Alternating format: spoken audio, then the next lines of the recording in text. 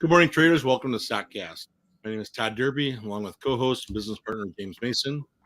Good morning, James. How are you doing today? Good morning. I'm doing well. How are you today? Doing well. I've decided to take my bike down, get the tires all pumped up. With the price of gas, I'm going to start riding my bike everywhere. Yeah, well, guess what? Came across the news wire just now that President Biden has decided to ban all Russian oil and gas. Too bad we're not a country that would have our own oil reserves, so we wouldn't have to worry about all this crap. We could be self-sufficient. Yep, self-sufficient with food, water, oil, solar, wind.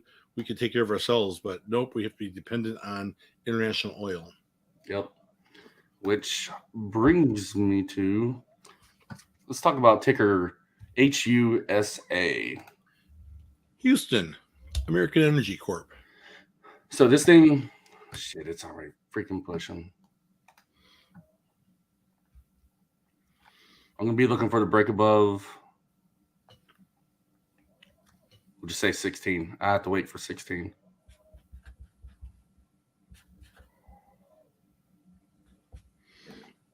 And then to the moon. I don't know about to the moon, but maybe to 28. Hold on.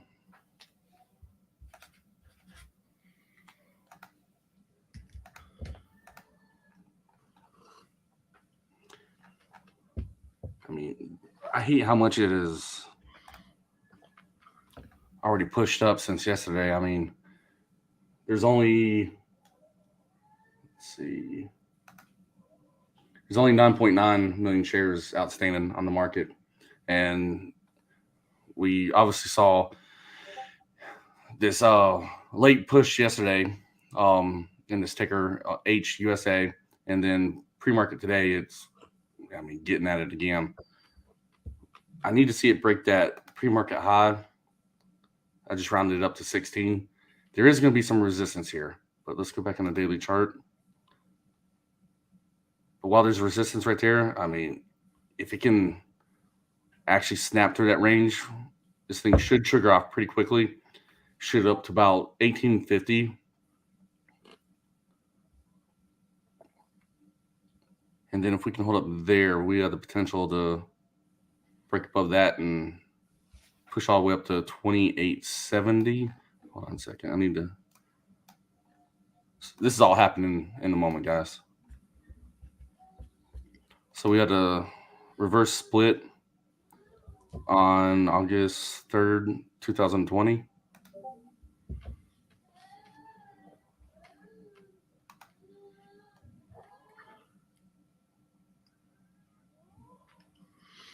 Jolly Roger, you're sitting on a couple hundred shares at 336.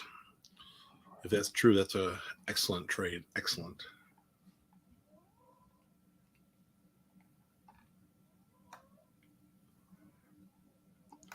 So only one reverse split. Okay. All right, we only had the one reverse split back in August 2020. So that ain't too bad. It's been a while since they have done that, so that's good. Hold on. All right. So here's how I'm getting my level, guys. Obviously, you know how I'm getting the break above 16. So looking for that break above the pre-market high. Now, when I zoom in right here, going back on this daily chart, and I mean, and we're ways back here, but it's still going to hold true. So when we're looking at this chart, try to zoom out, make this easier. I'm trying to show so much at once. It's kind of hard, scrunching up my candles. All right, so here's 16, and here's 1854. Now, if we break above this, you can see this channel right here. It's very small. I'll zoom in more. This channel right here. I mean, it's small when I compare it to all this other stuff right here. But this channel has a range of about 10 points. And that's what I'm really looking for here. So I'm not saying it is or if it will, I'm just saying that there's potential here with it being a very small share structure stock. And everything that's going on with macro events dealing with oil and gas, especially that the U.S. government just banned Russian oil. This thing has the potential. Now, I know a lot of people are trying to talk about ticker CEI. And I'm not saying that CEI doesn't have no potential at all. But in my eyes, I view HUSA as being a better option due to its share structure. CEI has 250 million shares outstanding. And that's why I won't consider it. I'd rather take something with the smaller share structure. That way, there's just less shares on the market. So as there's more demand that comes in with less supply, that's when you have those squeezes. So this is why I'm actually looking at HUSA as of 10 seconds before the show. Well, this was the purpose of the show back in the day that we would talk about live tickers that was going on. And here's one that we're talking about. Yeah. You and I started talking about it this morning, and it's pushed during this last 10 minutes. It's pushed $1.50. So, and it's breaking 15 right now.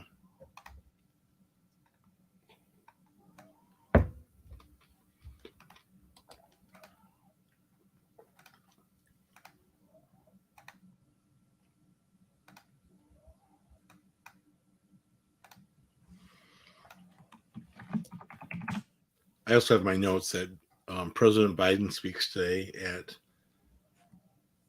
10:45, and someone else posted it on the John Hastings put it in our notes also. But I saw that he's going to be speaking about oil and Russia and where he gets his hair done and the name of the new puppy in the White House. Man, but talking about Russia, dude, for real, I think we're going to have to enter this conflict. It is, man. The Russian invasion of Ukraine has turned into a big old crap show for Russia. Like, someone didn't show up to the game with the damn playbook, and it shows. And now, you know, not necessarily Russia, but President Putin. This is President Putin's war. In all seriousness, it's President Putin's war, and it's just gotten so bad. I expected better out of him. Like, the dude, he's a very intelligent guy. And it's surprising. I mean, yeah, smart people make mistakes. I'm sure I've made one in my life, but I'm just joking. No, but like, yeah, you know, smart people do make mistakes, but this was just like, this is a whole just big blunder of mistakes with how he decided to raid. I mean, pretty much a raid. It was an invasion of Ukraine. Also, too, Todd, this is what I was texting you about yesterday. I was going to say, ask about it. Russia's intel agency is just being thrown under the bus by President Putin. The difference between like the CIA and the Russian FSB is the fact that one, while our CIA is ruthless, you know who is more ruthless? And it's just, I mean, it's their style. And I mean, there's nothing wrong with it. I mean, that's their job. It's their industry. It's them, the FSB. And they don't take no crap. Like, they will handle important people. Now, the CIA will try to do it like more discreet, you know, try to look hands-offish. The FSB, no, everybody will have a good feeling it's FSB, but everybody knows to stay in line and not push against it. And that is what I respect about them. This is about ready to really tick off right here. Yeah, I'm watching it right now.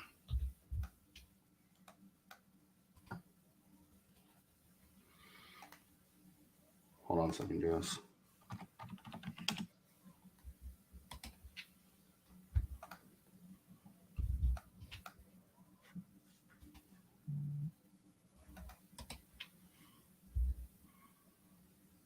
But the crazy thing, it's going to trigger.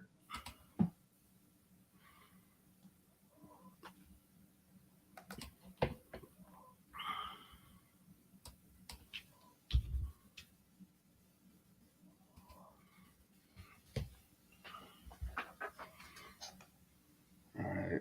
Our average is 1608. I didn't get filled. I only got 300 shares.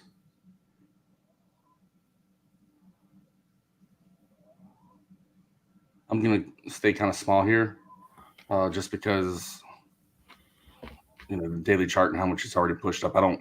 In case if this thing would just like free fall, I don't want to get smoked.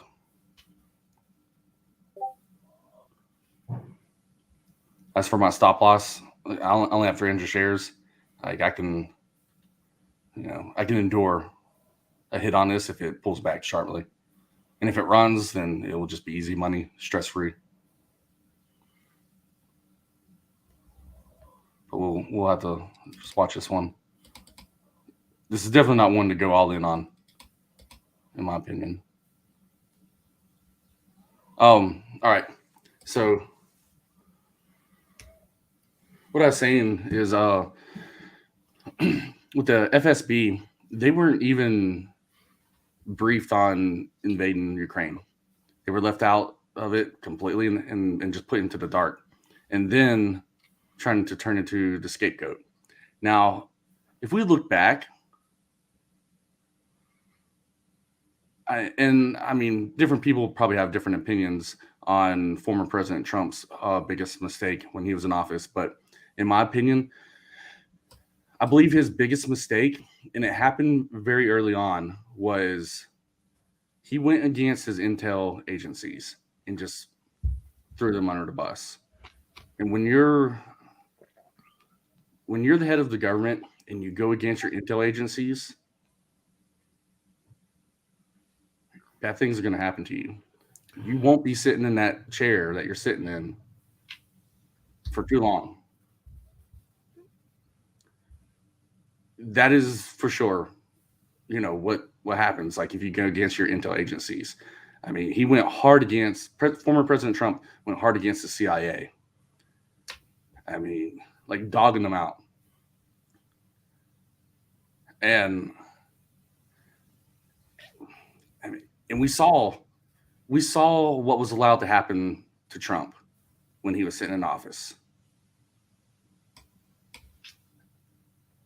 And with the way these intel agencies work, a lot of that stuff for former President Trump happened because he went against them. And I believe the same will happen to President Putin, if not worse. The FSB is, again, they operate by a different set of rules. And sorry for just talking so slow. I'm still focusing on this trade.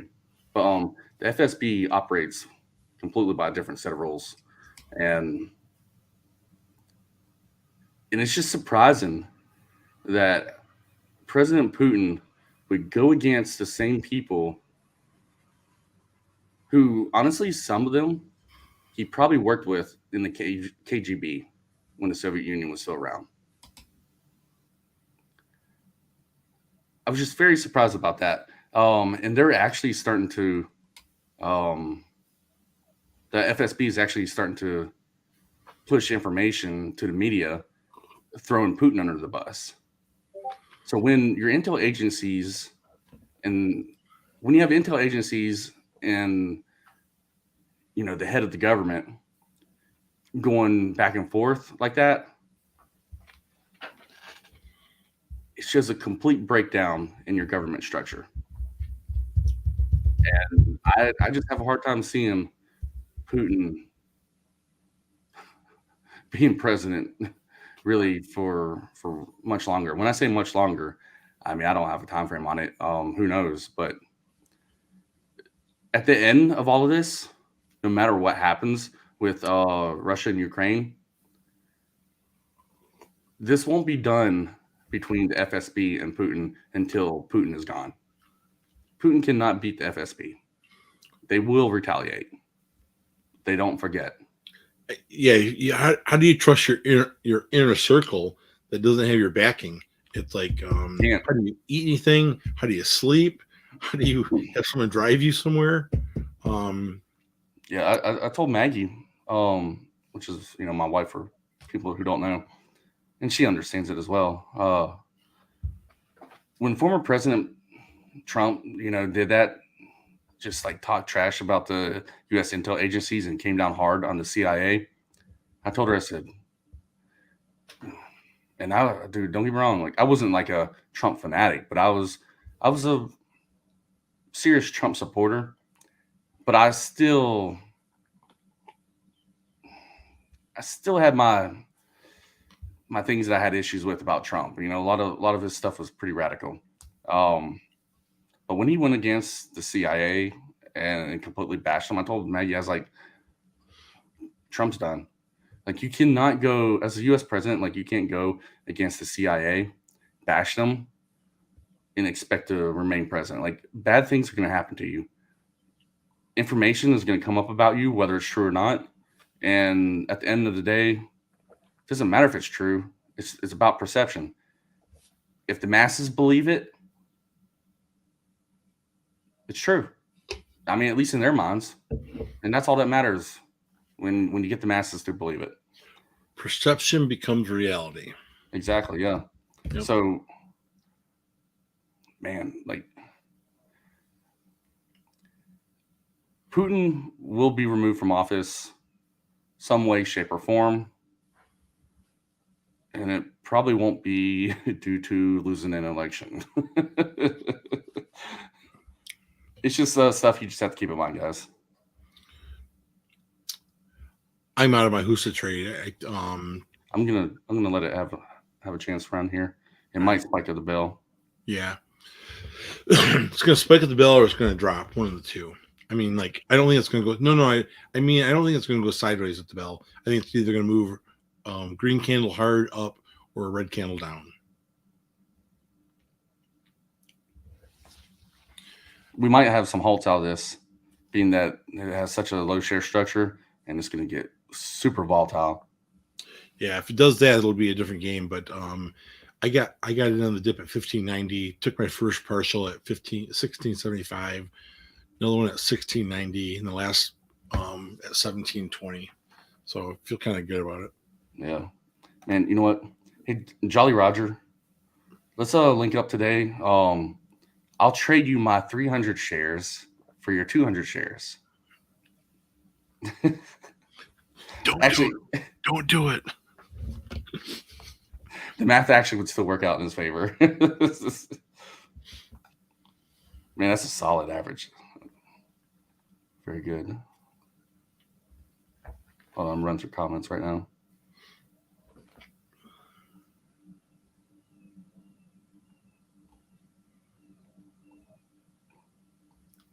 So good morning, everybody.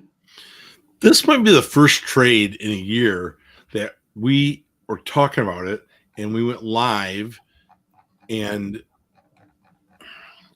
where I closed out and made a trade, a winning trade on it. Yeah, it's actually the only one I remember. Really, like you said, the whole point of the show. I mean, it's been a year. It's been a year because, like, we started the show a year ago to catch these things, and literally, like, when we started the show, that was like when the small cap world just died.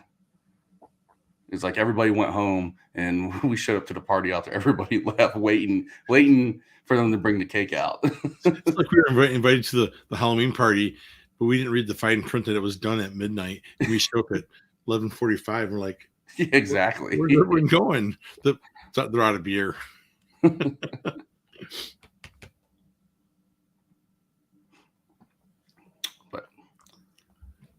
All right, we are under 7 minutes to the start of the market.